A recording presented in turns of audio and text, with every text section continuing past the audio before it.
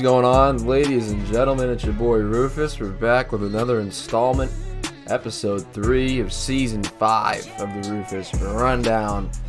Ripping through episodes, ripping through content. Hopefully you're all tuned in on TikTok, Twitter, Instagram, Facebook, as well as the YouTube Shorts have been doing very well. Also, all of which is either under at Rufus Rundown or at the Rufus Rundown. I think the YouTube is the Rufus Rundown.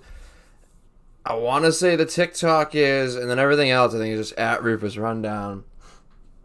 So be sure to tune into all social medias to keep up with everything that's related with the show. Got about 5 calls to get to today, so that'll pretty much be the majority of the show.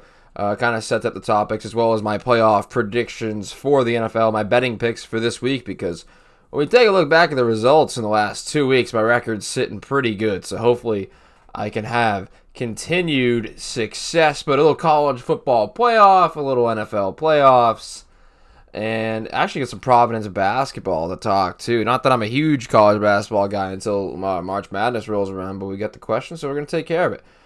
But again, like and subscribe, please. If you do enjoy the video, please do drop a like, as well as subscribe on YouTube or wherever you get your podcast. I have really been appreciating the support. We've been really doing well on all platforms in terms of views. Like I said, the YouTube Shorts really do help with that as well, to the watch hours, in the views, the likes, the interaction. It's all been very good. Very appreciative of that. So, I'm just continue to ask the same kind of support. And if there's anything you guys want to see, please let me know in the comments or on my social media. Like I said, at Rufus Rundown, at the Rufus Rundown. Please let me know what everybody would like to see. But the continued, call support and everything makes it so much easier for me to go through shows, because it's, the people that are listening to the show are obviously letting me know, what they want to hear, what they want to do. So very appreciative of that. But without further ado, we're going to get into the phone calls. We're going to head to Owen. Owen left us a nice voicemail. Owen's a consistent caller for the show, so here we go. Hey, Lucas, it's Owen, calling from the car. Gotta get that grub. But, couple hot takes, couple things. College football, let's talk about first. TCU, I had their hopes up, But, they played like complete dog shit. You had a money line. In the championship game against Georgia. Now, in my personal opinion, Stetson Bennett isn't going to make it in the NFL. I think he's like a Baker Mayfield. He has that cockiness. He thinks he's the shit because he's going off in college. You see the memes. He has the fucking dream team going against a bunch of 19-year-olds, right? He ain't going to make it in the NFL. He's going to be bouncing around all over the place, kind of like Baker Mayfield. Shit, it could be a Jake Fromm and just never see the field, right? So that's my take on the college football. Bringing it to the NFL, New England Patriots, tough game against the Bills. There were a couple calls that, weren't called, a couple pass interference calls, it's football, right? But, Mac as a quarterback, I feel like he looked more like a seasoned quarterback coming that game. He was staying in the pocket a lot longer, throwing the balls and taking the hit, which, you look earlier in the season, he wasn't doing that. He was, running around like he's a fairy dancer and, throwing the ball out of bounds or throwing interceptions. Going into halftime, I'm pretty sure he was 16 for 16. Mac probably had by far one of the best games he played. Granted, the score, you can't take away those 2 kick returns from Naheem Hines, and, that's a ball game. So, yeah, let me know what you think. Owen, thank you for the call. Yeah, I mean, college football playoff-wise, good Lord, what a disaster. 65-7. What a disaster. We get a call from Drew, too. We'll get into it, Not a lot of our football guys are fans of the Georgia Bulldogs. Drew's very happy, I'll put it, with Georgia's victory in the national championship, back-to-back national championships. Mayfield, I don't know if that's a fair comp, because Mayfield was a Heisman winner. I know Bennett was like a candidate, but not really like true in my mind. Yeah, Stetson Bennett. I don't know. Again, it's another it's a question I'll get into with Drew as well. Where I'll see his draft stock and where we see him going. Not too sure. Yeah. I think a lot of what Stetson Bennett does comes down to the fact that he has this boatload of weapons to throw to. Like McConkey even came out of nowhere. Brock Bowers, him, and the backfield that he's had, Pickens in recent years. I mean, the list goes on and on. That's a loaded Georgia team. The talent there is immense.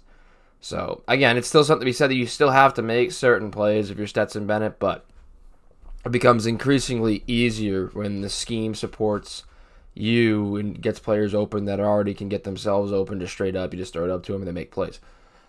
Yeah.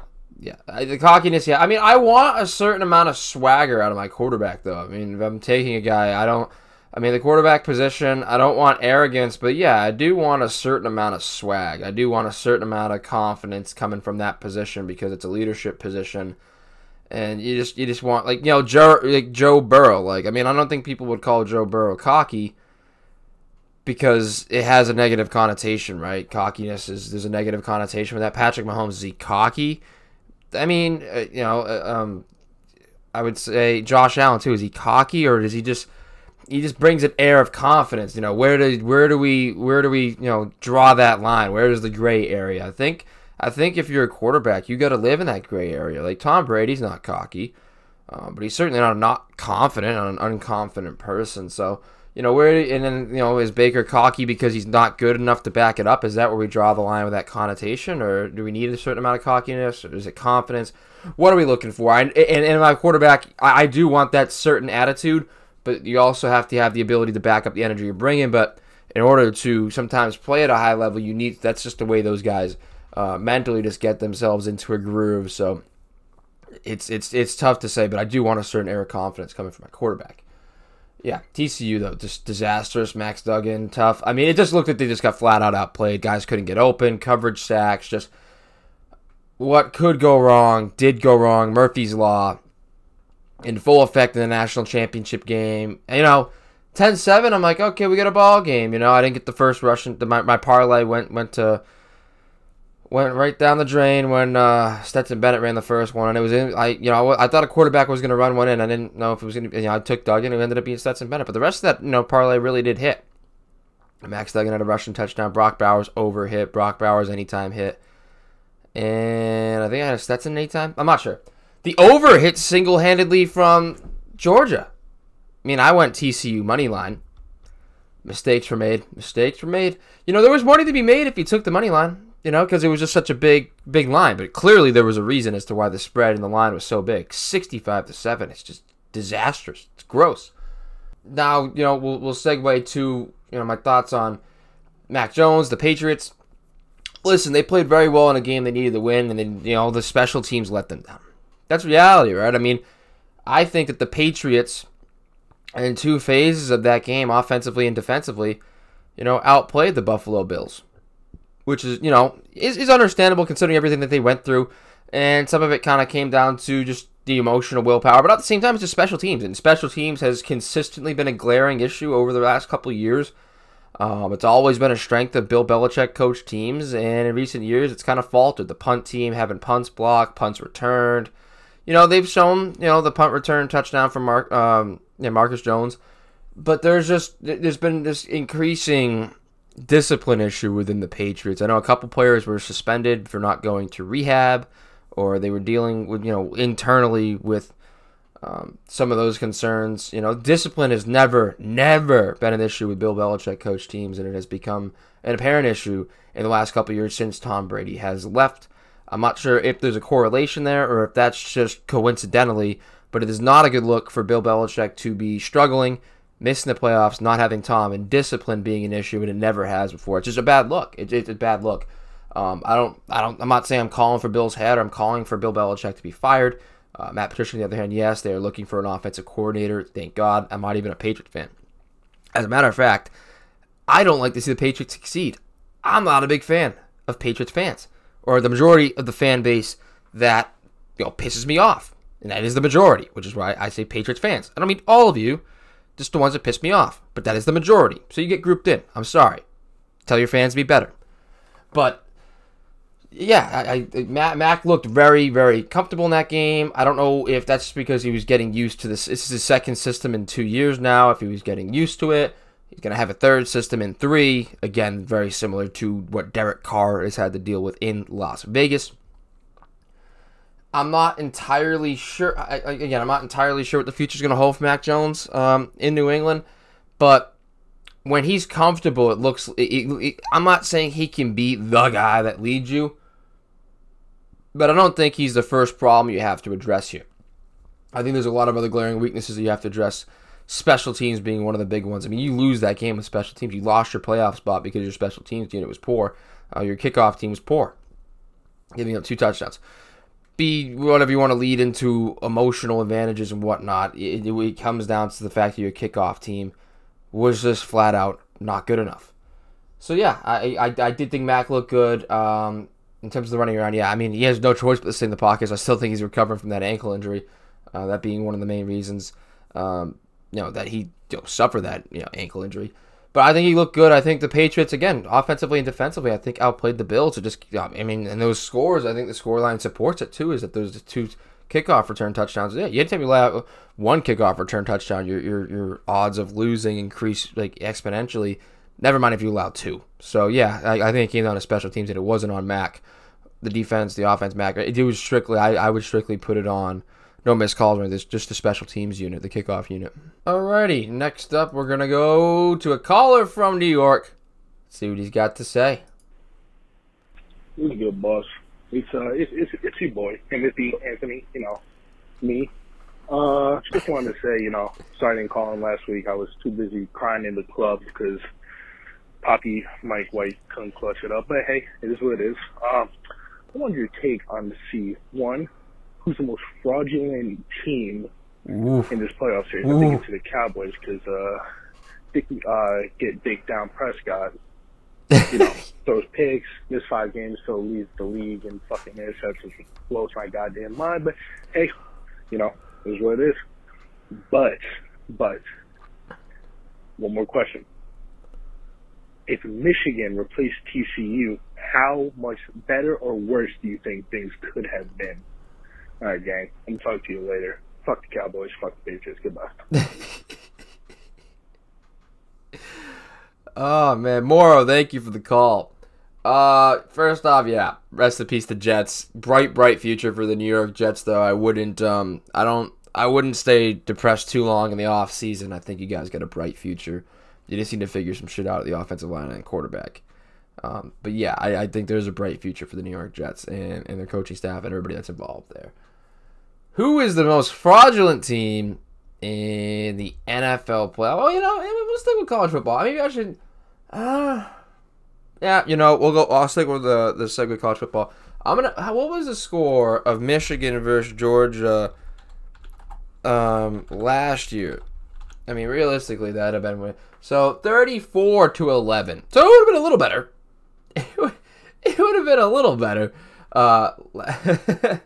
than it was last year. Yeah, the Orange. It would have been a tiny bit better, 34-11. But it was still an ugly football game that we watched last year.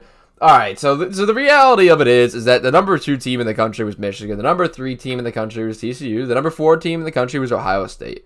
Michigan had stomped Ohio State to get to that number 2 spot and remain undefeated this season.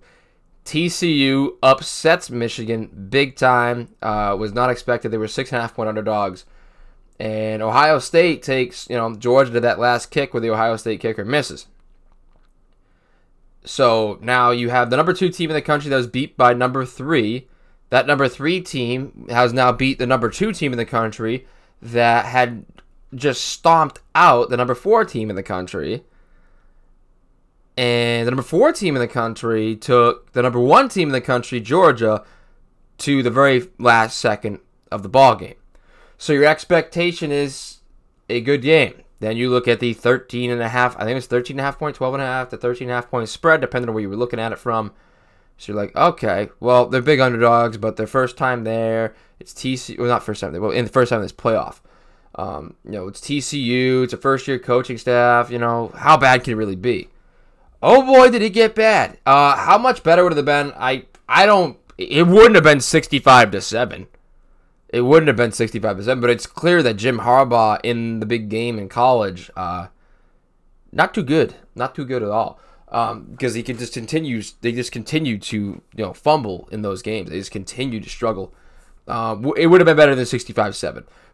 But it's hard for me to say because TCU, I mean, what could have gone wrong did go wrong. TCU got just obliterated. And first time there, Georgia had already been there. And the second that an SEC school like that had been there, the experience, especially the 25-year quarterback, is just life experience. They smelled blood in the water, and that was it. Kirby Smart's coach of Bama, like there was just loads and loads of experience, and once they smelled blood in the water, from there they just ran with it, and TCU could not respond. It's unfortunate. You hate to see it, and everybody obviously, I've made the jokes with it with the memes that I've made. I still think TCU should have been in. Their resume was better. You just can't have the SEC playing. I mean, you can do that. Just cancel the. If you just want to have Georgia, Bama, all these SEC teams with this great talent play, even though their records don't support it, that's fine. But you just cancel the rest of Division I football. The expanded playoff is going to help. The expanded playoff is definitely going to help. Determine who the best teams are. By the end of it. So, you might see some upsets, you might not. You might see some big blowout games the first couple of games. By the time you get down to the Final Four, we should have, the best. We should have the best. So, that's the way I see it. I mean, I don't think it would have been 65-7, but on like any other given day, TCU puts up a better performance. I think that was just the worst of the worst scenario for TCU. So I think anything would have been better than 65-7 in reality, but Michigan very well could have had a bad day too, and that would have happened. Maybe not that bad, but again, 34-11. That's still an ugly ball game too. Just Georgia scored double the points. So yeah, I think it would have been better than 65-7, but I also think if you played TCU on any other day, you replay that game, it turns out better. I'm not saying TCU wins it, but it definitely turns out better than 65-7. Georgia was a good matchup for them. Their secondary played incredibly well, and Georgia ran the ball well, opened up a lot of play action, and just Georgia just took the top off to the defense. The twos came in, they were doing the thing. True freshmen making plays coming off the bench. True freshmen starting, rotating in. I mean, like I said, what could have gone wrong did go wrong for TCU, and it was unfortunate considering A, I had them money line, and B, you hate to see it happen to a small school like that on that big stage. Most fraudulent team in the NFL. Well, you get to see both of them play. Cowboys are up there with Dak Prescott. We'll get into my picks later. But Giants, Vikings, it's the battle of the frauds, man. It's the battle of the frauds. I mean, when you look at the point differentials from this season, the only team with a lower point differential, the Minnesota Vikings, is the New York Giants, and both of them are in the playoffs. Giants, -6. Vikings, -3. Now, hey, the Giants are 9-7-1. That's almost 500. Your point differential, you can't expect it to be too much higher. Although the Jags have a plus 54 point differential. Again, kind of sneaking what you might be thinking when I have my picks. In comparison to the Chargers, plus 7. But yeah, the Giants have a -6. But again, close to 500, so it's like understandable, but still, probably don't. There's some teams like the Lions and the Patriots and the Packers that all have better point differentials and are not in the playoffs. The Vikings, though, at 13 wins. I mean, you look at all these teams. So, teams, like, there's the upper echelon of teams. You look at Cincinnati, Dallas, Kansas City, Philadelphia. I think Dallas' problem is Dak, not the point differential. The Bills, the 49ers, they're all, plus 100.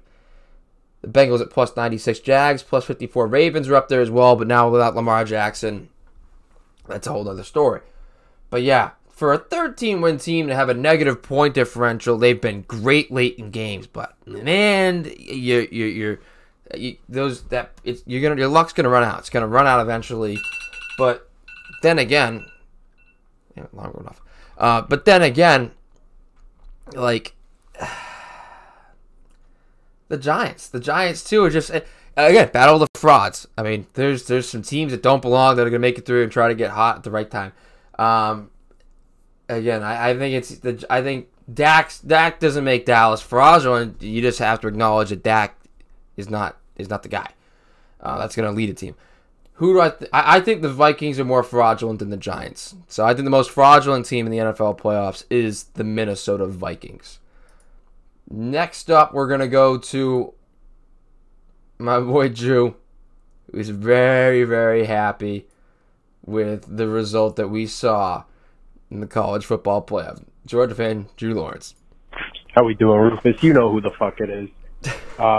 Just calling in first off to talk about my fucking dogs getting that W, fucking 3-7 or whatever the fuck it was. Just terrible showing by TCU. I know we talked about it a little bit, but how are we looking for Stetson's draft stock? Like, where are we thinking Stetson's going to go? Because you know he's my I fucking love the kid to death. And there's a lot of speculation around when he's getting drafted. So I just want to hear the Rufus rundown on Stetson's draft report. I'm not entirely sure where Stetson Bennett's gonna go.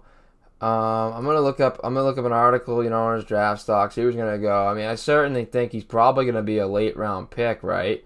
I mean, his size, I think he's not the biggest dude. And his age is also another thing, too. He'll be 26 by the time the season rolls around in October. And again, I think a lot of what he's done has to do with the weapons that are around him. Now, given you still have to take advantage of that. I mean, it's not like you should discredit the guy for the weapons, but you have to also run the eye test a little bit comparatively with who they're playing, who's covering them against certain opponents. He's facing a lot of younger kids when he was there. Obviously, his mobility is strong. Obviously, he has the ability to play in a productive. He plays within the system very well. I like his mobility.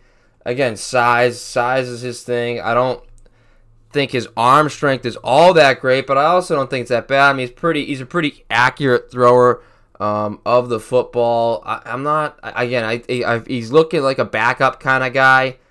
I'm not again, late 6th, 7th round. He's definitely.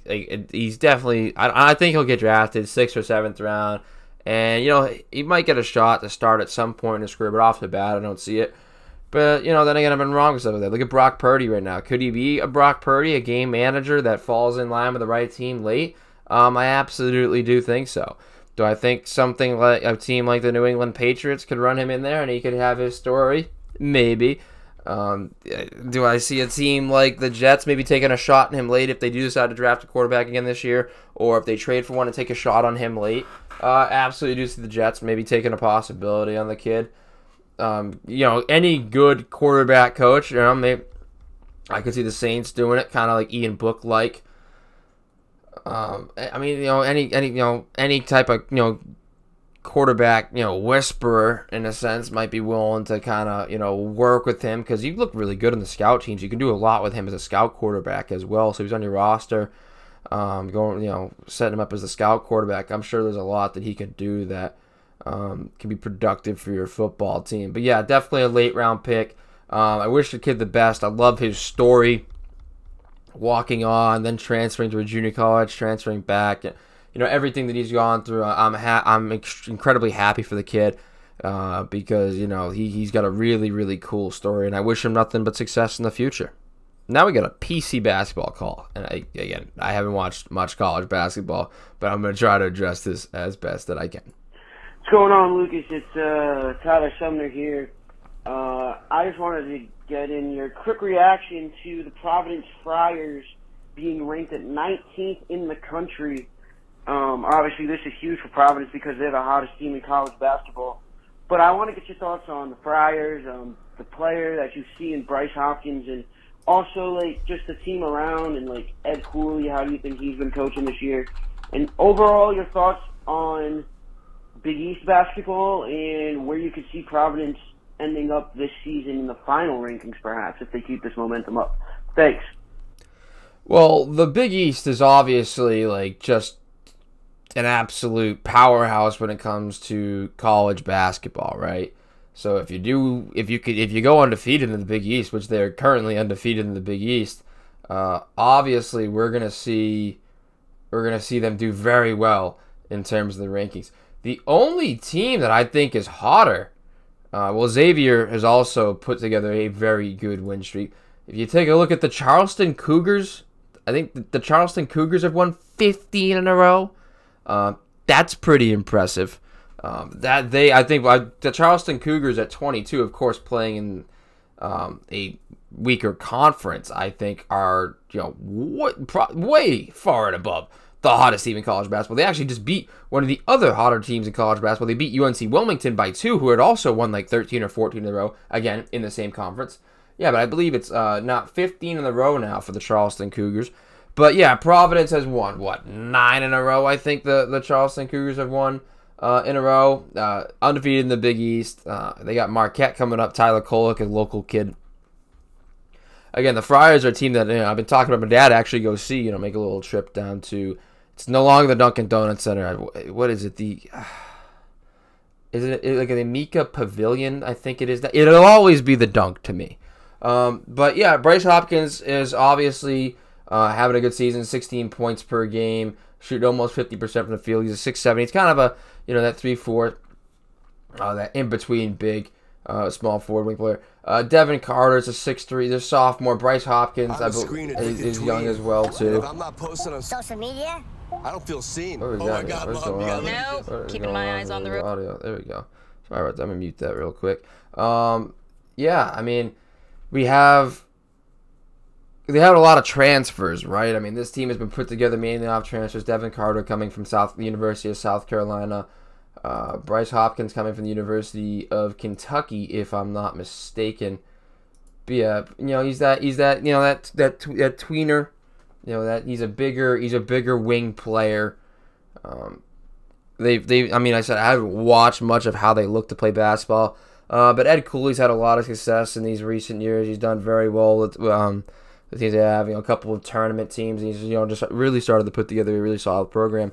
And sometimes it's hard to deal with those transfers coming in. Sometimes it's hard for a transfer to come in and find success. But they certainly have a couple on this Providence roster, and they're continuing to succeed with them. But yeah, Marquette 6-1, Xavier 6-0, Providence 6-0. UConn is also 15-3 overall, but 4-3 in the conference. They have 3 conference losses. Providence upsetting UConn. Currently at number 19 in the nation, but I mean, you keep winning, you keep rattling off wins in the Big East, you're going to continue to rank up there. So again, it's been bringing those transfers in as key players, and maintaining your role players has been a huge thing for Coach Ed Cooley. And again, I don't know enough to really go and say what they're going to go and do and where they're going to finish up. But if they do continue to play at the pace that they are, and continue to have a very good Big East record, there's no reason they can't slide into the top 10 if they continue to play at this high of a level. But we'll see what the rest of the season holds. So I'm going to take a peek at their schedule, who they have left. So yeah, they got Marquette coming up, they got Creighton tomorrow, and then they got Marquette coming up. Like I said, that big upset over UConn's huge to them. DePaul, Butler, Nova. Of course, Nova is not having the best year. They are going to have to play Xavier. They have to play 2 times, and one late there. The second to last game of the season is going to be Xavier. They have UConn again too late in February. So those are the big ones. It depends on how they play Xavier. They're going to have to at least take 1 or 2 from Xavier, and they might even have to take that, and probably have to take that last one from Xavier to finish up there in the top 10. But I think if they do, if they're able to take 2 of those 3 games between the 2 with Xavier and the one left with UConn, I definitely can see them fitting into the top 10 if they beat the teams they're supposed to beat that they have beat throughout the rest of this conference. But that, of course, the Big East, upsets. It's it's big. It's big basketball, big time basketball. So we'll see. I can see them being a top 10 team in the nation if they do continue to beat these teams that they have beaten, that they have better conference records than. And then it comes down to those 3 big games, the 2 with Xavier and the one with UConn. Of course, Marquette ranked as well. Tyler Kolek almost leading the nation in assists. He's a local kid to them as well. That's coming up. So that'll be a good measuring game after they upset UConn. Can they defeat another ranked opponent? And then those games against Xavier are going to obviously come up big because Xavier's at 12 in the nation right now. So the rankings like them, and they're undefeated in the conference as well. So those are the big games you're going to have to see if Providence is able to really grow into a national powerhouse this season. And now we got our last call before we get into playoff predictions. I mean, we got some playoff predictions in this call, so it's a pretty good segue. Hey, what's up, Lucas? It's Wade again. Got my NFL playoff predictions for y'all. Season with so much youth in the AFC, Of course, we can't count out Brady in the NFC. But if I were to make a Super Bowl prediction right now, it's got to be between the Philadelphia Eagles out of the NFC and the Bengals from the AFC. Hear me out on this real quick. I think Mahomes and the Chiefs who have the 1 seed. But however, their defense just the best defense to look at when it comes to, trying to prevent points off the board. Mm-hmm. If the Chiefs want to win the Super Bowl, Mahomes is going to have to put up 30, 40-plus points probably to Which even get through that. Mm-hmm. Then you have the Bills. They got Josh Allen, but I feel like what's going to be their fall apart is having Singletary and Cook as the running backs. I think the running attack is not going to be enough for them to make it that far. But Cincinnati, on the other hand, is literally a well-balanced attack. Burrow, Higgins, Chase, Boyd. You have Mixon and Pirine at running back. Hurst at tight end. I feel like with the Bengals offense, they can just make it a big all-around attack. Same thing with the Eagles. Now that they have A.J. Brown, I think the Eagles make this a big dogfight out of the NFC. And my predicted final score, let's go with 24-21 Philly. Give me Jalen Hurts the Super Bowl MVP. Let me know what you think, bro. Thanks. Joe Burrow about to become the next Jim Kelly. You can go to a bunch of Super Bowls and not be able to win them. I have no issue with the Eagles or the Bengals. I mean, I think if I had a Super Bowl bubble of 5 teams, Eagles, Niners in the NFC, and then Bengals, Chiefs, Bills are who we're looking at in the AFC. Exactly who you addressed there. And obviously all the top seeds, but this year I really do feel like those really are the teams. I think the Jags can sneak in just because, of their point differential looking very good. The Chargers too, but I don't know with that loss to the Broncos. I'm not heavy on the Eagles just because they're lacking a lot of game reps as of late. Like, it's not about how good you've been and what the record says you are. It's about, who's hot at the right time, and the Eagles really aren't hot at the right time, considering how many guys have missed time. But if they do get guys healthy and they find their rhythm in practice, I'm not ruling it out. I think their NFC Championship game material, I think they can win the one game, but they also could be one and done. But I do not see them going to a Super Bowl. The Niners, I do absolutely see going to a Super Bowl. And then in the AFC, the Bengals, I wouldn't rule it out, but the problem is their offensive line. They got some injuries in the offensive line still. Burrow's been under pressure. Lael Collins went through a knee injury, I believe. But the defense is solid. The secondary might not be the best, but it's been okay. Pass rush between Sam Hubbard and Trey Hendrickson's very good. Run defense of them as well. So I do like the Bengals, but the problem I see is with their offensive line. Same thing with the Chiefs. Their point differential being lower than those teams. They're a young team. Chiefs have played a lot of rookies. They've had to make a lot of moves. They've essentially been rebuilding there in air quotations. Allegedly, rebuilding. Again, I like the Bills, but sometimes Josh Allen just does some things that make me shake my head. Again, the sustainable run game is a big thing to be able to succeed in these playoffs. They don't really have that, but he also runs like crazy. Again, I don't want to rely, and then you can talk about sustainability if you consider it sustainable that Josh Allen runs the most. I like them throwing the James Cook, but it's inconsistent to say the least with what the Bills' run game has been. And yeah, that definitely would be their downfall. But at the end of the day, big time players make big time plays, and I think that Josh Allen is that guy. So I'll let that segue into my NFL playoff picks. So we'll go through it. We'll go through the whole bracket, and we'll see what we got. So Saturday, we got Seahawks, 49ers. I got the 49ers. It's 49ers minus 10. I'm not even going to go with betting spreads there. I would not bet that big of a spread in the playoffs. And do not playoff parlay. They do not work. Playoff parlays with spreads especially don't work. Do not bet parlays this weekend. Chargers, Jaguars to follow that Saturday night. I got the Jags upsetting the Chargers. Chargers favored by 1.5. Give me the Jags. Dolphins, Bills. This is unfortunate that Tua is not going to be able to play because this is a really entertaining regular season matchup. Rookie quarterback. No. Skylar Thompson, no. He's not doing it. The Bills should dominate this one. I don't see that any doubt in that one. If Tua plays, I could see that one being a close one. Bills, no doubt in my mind, they come out and destroy the Dolphins in this one. Giants, Vikings. I got the Giants In that one, I got the Giants over the Vikings.